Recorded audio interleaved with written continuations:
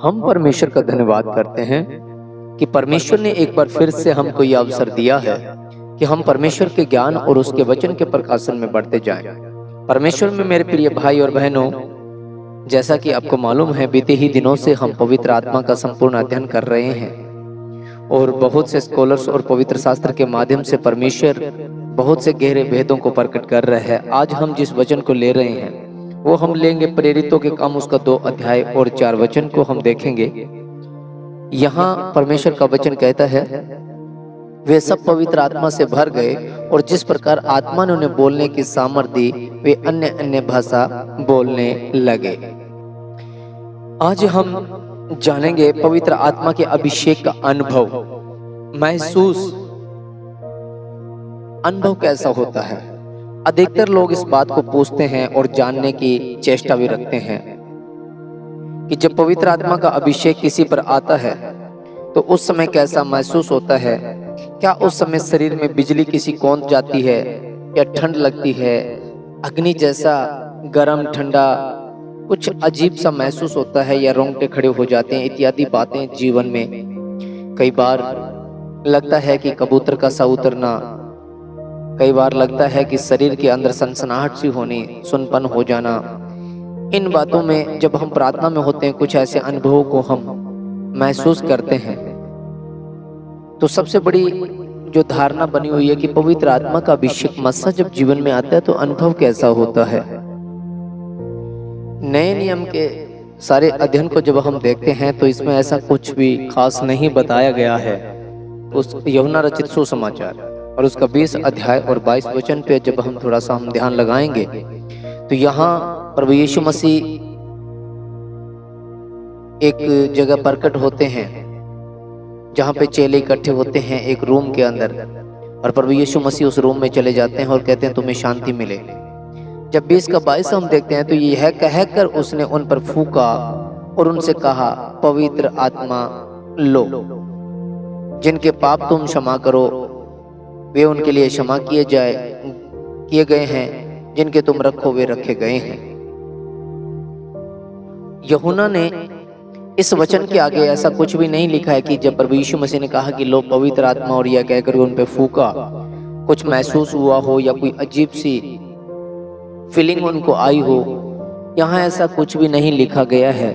तो इस बात से जाहिर होता है कि शायद जितने चेले वहां पे थे, शिष्य जो वहां पे थे, उनको कुछ ऐसा महसूस नहीं हुआ कोई खास, जिससे कि वो बता सके, अपना अनुभव साझा कर सके। लेकिन उन्होंने ऐसा कुछ नहीं बताया।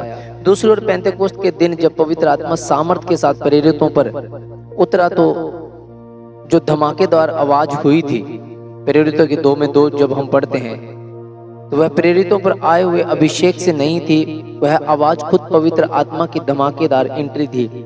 आंधी की सी सनसनाहट हुई और एक गड़गड़ाहट हुई, तो वो अभिषेक की गड़गड़ाहट नहीं थी बल्कि वो पवित्र आत्मा की एंट्री थी, पवित्र आत्मा का उतरना था, उंडेला जाना था उन पे। लेकिन यहाँ 2 के 4 को जब हम देखते हैं तो वहां पे लिखा गया, और वे सब पवित्र आत्मा से भर गए और जिस प्रकार आत्मा ने उन्हें बोलने की सामर्थ्य वे अन्य अन्य भाषा बोलने लगे। यहाँ भी कुछ ऐसा खास नजर नहीं आया है कि उसमें ये महसूस किया जाए कि उन्हें कोई अजीब सी हरकतें हुई है या उन्हें सनसनाहट। लेकिन हाँ, एक अनुभव इसमें मिलता है, और वो अनुभव मिलता है 2 के 13 में। जब प्रेरितों के काम उसका 2 अध्याय 13 वचन को हम पढ़ते हैं तो परंतु दूसरों ने ठट्ठा करके कहा, वे तो नई मदिरा के नशे में चूर है। यहां से एक उम्मीद हमें लगती है कि पवित्र आत्मा का अभिषेक जब होता है तो ये एक चिन्हित किया गया है कि उनका जीवन जो है वो उनके ऊपर आत्मा का कंट्रोल नहीं रहा। जिस प्रकार से शराबी जब शराब पीता है तो अधिक शराब जब पी लेता है तो उसका अपने शरीर पे कंट्रोल नहीं रहता, उसी प्रकार से जब पवित्र आत्मा का उनके ऊपर उतरना हुआ, पवित्र आत्मा जब उनके ऊपर उंडेला गया, तो यहाँ पे वचन के माध्यम से जब लोगों ने उनका अनुभव लिया, लोगों ने उनकी ओर देखा और उनके हरकतों को देखा, तो उन्हें लगता है कि शायद ये नई मदिरा के नशे में तो यहाँ कुछ समय के लिए हमें लग रहा है कि उनका अपने ऊपर कंट्रोल नहीं रहा, वो अपने आप में अनकंट्रोल हो गए और वो अन्य अन्य भाषा में बातें करने लग गए और परमेश्वर के बड़े सामर्थ्य के कामों को जिनको उन्होंने देखा था वह बयान करने लग गए और उनका वर्णन करने लग गए। लेकिन दूसरों ने जब उन्हें देखा तो उन्हें लग रहा कि ये मदिरा के नशे यानी शराब के नशे में, यहाँ पे एक हिंट सा दिया गया है कि शायद ऐसा हुआ हो कि उनका कंट्रोल हट गया हो, जो प्रेरितों के साथ घटित हुआ था। प्रेरितों के ही पुस्तक और उसका 4 अध्याय 31 वचन में जब तीसरी बार हम पवित्र आत्मा के अभिषेक को उतरता हुआ देखते हैं तो वहां पे लिखा गया है, जब वे प्रार्थना कर चुके तो वह स्थान जहां वे इकट्ठे थे हिल गया और वे सब पवित्र आत्मा से परिपूर्ण हो गए और परमेश्वर का वचन हियाव से सुनाते रहे। इस वचन से सिर्फ यही बताया गया है कि पवित्र आत्मा सामर्थ्य अभिषेक आया तो वह स्थान जहां वे लोग इकट्ठे थे पूरा स्थान हिल गया था, लेकिन यह नहीं बताया गया कि अभिषेक आने से प्रेरित पूरा हिल गए थे। और साथ ही यह भी नहीं बताया गया कि जब इतने सामर्थ्य से पवित्र आत्मा आया तो प्रेरितों को कैसा अनुभव हुआ, उनको कैसा फील हुआ, क्या उनके रोंग खड़े हो गए या उनको सर्दी लगी, गर्मी लगी या अग्नि जैसा कुछ महसूस हुआ या अनकंट्रोल हो गया या कुछ चिन्ह उनको दिखाई दिया। ऐसा यहाँ पे कोई अनुभव पवित्र आत्मा का चेलों के द्वारा, शिष्यों के द्वारा नहीं बताया गया है। और साथ ही सामरिया के लोगों ने पवित्र आत्मा जब पाया, कुरनेलियस के पूरे परिवार पर जब पवित्र आत्मा उतरा, ये अन्य सदृभ जो देखें प्रेरितों की पुस्तक में जो बताए गए अब तक में, बस इतना ही बताया गया है कि पवित्र आत्मा उन पे उतरा था, पर इस बात को नहीं बताया गया कि उनको कैसा अनुभव हुआ था। क्या उनको ऐसा लगा था जैसे उनके शरीर में बिजली उतर गई है या अग्नि उतराई है या वे जोर जोर से हिलने लगे हों, कुछ भी नहीं बताया गया। बस पेंतेकोस्त के दिन जब पवित्र आत्मा उतरा था उस समय के अनुभव की एक झलक हमको पढ़ने को मिलती है, और वो भी कोई खास नहीं, कुछ भी परिवर्तन नहीं, पर उनके अंदर एक मदहोशी, एक आनंद सा महसूस, अनकंट्रोल बॉडी को हम देख पा रहे हैं कि वो शराब के से नशे में थे। पर जो आज हम देख रहे हैं, आज जो हालातों को हम देख रहे हैं, अभिषेक अभिषेक अभिषेक करके और जो गिरा करके और कपड़े उल्टे सीधे किए जा रहे हैं लोगों को, एक ही वस्त्र पहना करके, और हर रोज जो इनको हर रोज रिपीट, हर संडे रिपीट, उन्हीं के ऊपर कोट घुमाना, उन्हीं पे चेयर घुमाना और उन्हीं पे कपड़े को दे मारना और उन्हीं का गिरना, चिल्लाना और अजीब अजीब सी हरकतें करना, ये पवित्र आत्मा का जो साइन दिखाया जा रहा है। हम प्रेरितों के काम को पढ़ रहे हैं, पवित्र आत्मा के अध्ययन को कर रहे हैं, हमें ऐसा कोई साइन अब तक नजर नहीं आ रहा है। और यदि कुछ ऐसा है तो हम संपूर्ण अध्ययन को कर रहे हैं पवित्र शास्त्र से। कोई भी वचन हमारे सामने अगर कभी ऐसा आता है तो हम उसको जरूर साझा करेंगे। पर अब तक जो आज तक जो मेरे जीवन का अनुभव रहा है, जो पवित्र आत्मा को मैंने पाया, जब पवित्र आत्मा के अजूरी में मैंने अपने आप को पाया, तो मुझे ऐसा कुछ भी महसूस नहीं हुआ, कुछ भी ऐसा मेरे जीवन में महसूस नहीं हुआ। हाँ, ये था कि हृदय परिवर्तन हुआ और मैं परमेश्वर के प्रति बहुत ही ज्यादा उत्साहित हुआ और मैं परमेश्वर के कामों को करने के लिए और पवित्र आत्मा के फलों से बढ़ता चला गया। मेरा गंदा जीवन और मेरी बुराइयां मुझसे दूर होती चली गई और मैं परमेश्वर के प्रति वफादार और उसके मार्ग पे चलने वाला उसका एक बेटा बनता चला गया।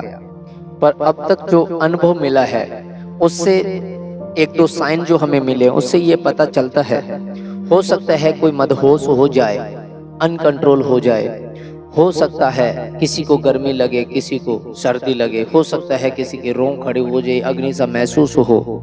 सबके अलग अलग अनुभव हो सकता है पवित्र आत्मा का। हो सकता है स्पिरिचुअल अनुभव के बिना भी पवित्र आत्मा का वरदान जीवन में आ जाता है और हृदय परिवर्तन, हृदय छिद जाता है।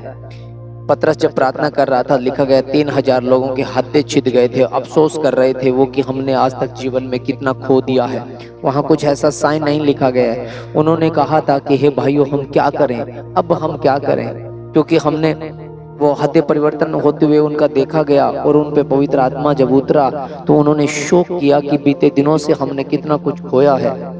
तो वो जीवन का एक अनुभव है और उस अनुभव को साझा करते हुए हम बता रहे हैं कि सबका अपना अपना अनुभव होता है, लेकिन जो आज के समय में जो पवित्र आत्मा को मजाकों में उड़ाया जा रहा है, एक गंदा अनुभव जो साझा किया जा रहा है, पवित्र आत्मा के नाम पर बरगलाया जा रहा है झूठी सामर्थ, जो हम पिछले दिनों में पढ़ रहे थे कि परमेश्वर ही की ओर से एक ऐसी झूठी सामर्थ छोड़ दी जाएगी ताकि जो लोग सत्य से प्रीति नहीं रखते, सत्य से जो प्रीति नहीं रखते हैं, वो झूठ के साथ में खड़े हो जाएं और ज्यादा वो दंड पाए कि परमेश्वर के न्याय के सिंहासन के सामने ठहर ना सके।